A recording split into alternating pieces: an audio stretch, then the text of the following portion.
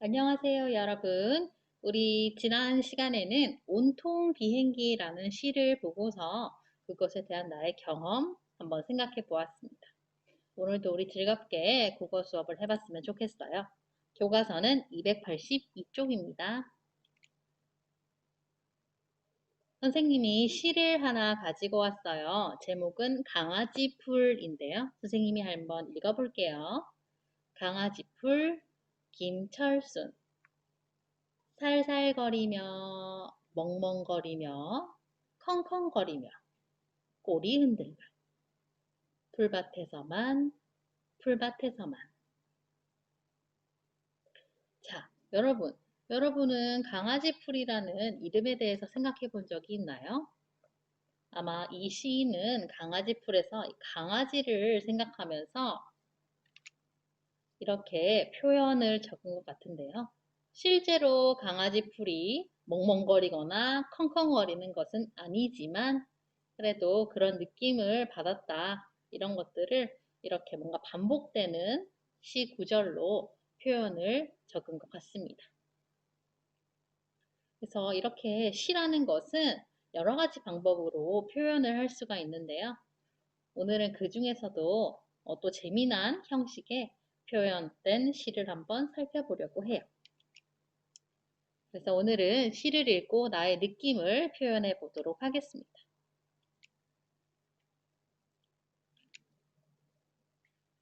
282쪽에 보면은 지하주차장이라는 시가 나와 있어요. 그런데 우리가 흔히 보는 그런 짧고 여러 연으로 되어 있는 그런 시와는 조금 다르게 생겼거든요. 어떤 내용인지 우리 생각해 보면서 한번 읽어보도록 하겠습니다.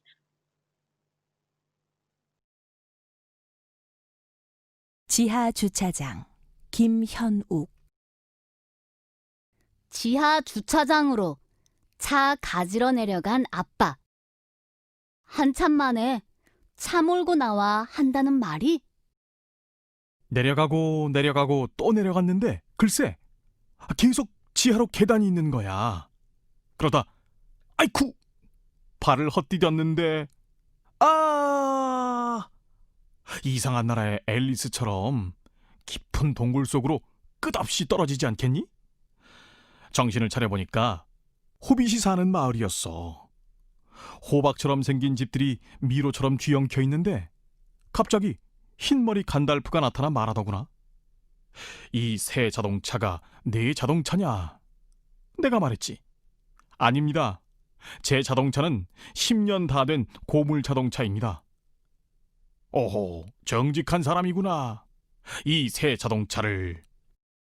에이, 아빠. 차 어디에 세워놨는지 몰라서 그랬죠? 차 찾느라 온 지하 주차장 헤매고 다닌 거 다 알아요. 피. 네, 여러분 잘 읽어보셨나요? 그렇다면 우리 283쪽에 2번으로 한번 가볼게요. 이 시를 읽고 나서 질문과 답을 한번 만들고 해보도록 하겠습니다. 여기 물음이 두 가지가 있어요. 첫 번째는 차를 가지러 지하 주차장에 가신 아버지께 어떤 일이 일어났을까요? 인데 이제 아무래도 아버지의 상상력과는 달리 실제로는 차를 어디에 두었나 하면서 이리저리 찾아다니셨을 거예요. 자, 이런 아빠의 변명에서 재미있는 부분은 무엇인가요? 라고 질문이 되어 있는데요. 네, 아무래도 앨리스나 간달프 이런 영화나 만화 속에 나오는 상상의 인물들을 얘기를 했던 점이 재밌었다. 이렇게 얘기를 할 수도 있겠네요. 또 그냥 차를 못 찾았다 이렇게 짧게 말할 수도 있지만 엄청 길게 이야기처럼 풀어서 얘기한 것도 네, 재밌었다고 할 수가 있겠습니다. 이런 것처럼 여러분도 친구와 함께 질문을 만들고 답하고 또 질문을 만들고 답하고 이렇게 한번 내용을 생각해 보면 좋을 것 같습니다.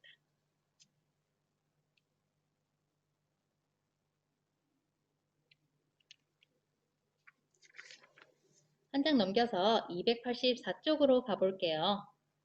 그럼 이런 지하주차장 시를 읽고서 느낌을 떠올리는 방법에는 어떤 것들이 있을까요? 여기 친구들이 이야기를 나누고 있는데요. 말풍선을 하나씩 살펴볼게요. 첫 번째 친구는 시의 장면을 떠올리면서 시를 낭독해 본다 라고 얘기를 했어요. 낭독이란 것은 이제 소리를 내서 한번 읽어본다는 얘기겠죠. 두 번째 친구는 아빠와 아이가 되어서 역할놀이를 해본다 라고 얘기를 했어요. 역할놀이를 해도 굉장히 재밌을 것 같네요. 세 번째 친구는 시 속에 나오는 인물에게 면담을 해본다. 그러니까 가상 인터뷰 같은 것겠죠. 그래서 기자가 되어서 뭐 혹은 질문자가 되어서 이렇게 그때 느낌이 어땠나요? 그때 기분이 어땠나요? 이런 것들을 질문할 수도 있겠습니다. 그래서 이런 인물에게 묻고 싶은 질문 같은 것들을 만들다 보면은 그 인물의 마음, 그 상황에 대해서 좀 더 잘 이해할 수가 있겠죠. 그리고 그것에 대한 나의 생각도 조금 더 구체적으로 할 수가 있을 것 같습니다.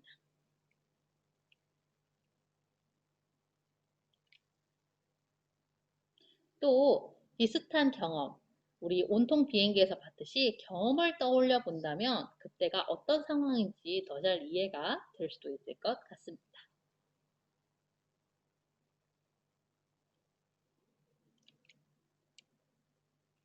그렇다면 우리 시 속의 인물과 면담하면서 느낌을 떠올리는 방법에 대해 살펴볼게요. 먼저 시에 나온 인물 중에 누구와 면담을 할지 골라야겠는데요. 여기서는 아빠 혹은 아이 두 명 중에서 한 명을 고르면 되겠죠. 두 번째는 그 인물에게 어떤 질문을 하고 싶은지를 정하는 게 좋겠어요. 그리고 마지막으로는 면담을 해보는데 뭐 친구와 함께 해봐도 괜찮겠고요. 또 나는 왠지 이렇게 대답할 것 같았는데 친구는 좀 더 다르게 대답할 수도 있겠죠. 그래서 그런 것들을 해보면서 이런 느낌이구나 떠올려 보는 게 좋을 것 같아요. 예를 들면 아버지에게 물을 것이다. 어떤 것을 물을 거냐? 지하 주차장에서 겪었던 일이 정말입니까? 이렇게 물을 수도 있겠고요.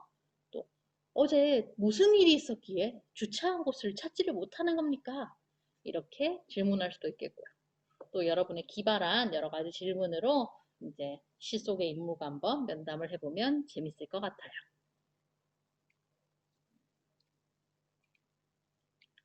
자, 꼭 면담뿐만 아니라 다른 방법들도 있는데요. 아까 나왔던 뭐 낭독하기라던가 역할극 같은 것도 괜찮겠고요.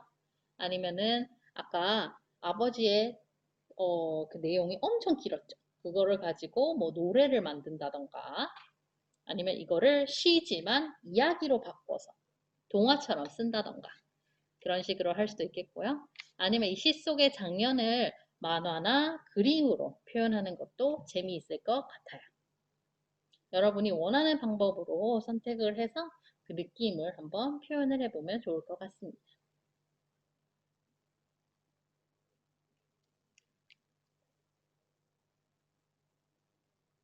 자, 그렇다면 이런 식으로 내가 표현을 하면서 나의 느낌을 정리를 할 수 있겠죠? 그런 것들을 이제 친구들과 나눠보면 좋을 것 같은데요.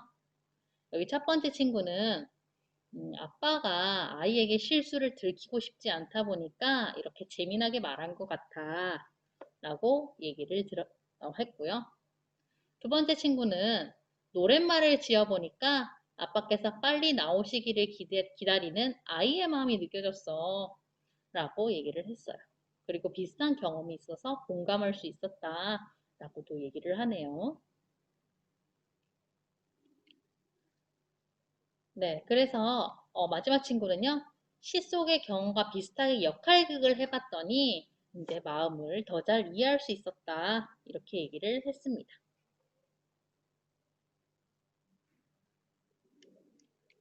어때요, 여러분? 시를 읽고서 여러 가지 방법으로 내 느낌을 표현하는 거 어렵지 않겠죠?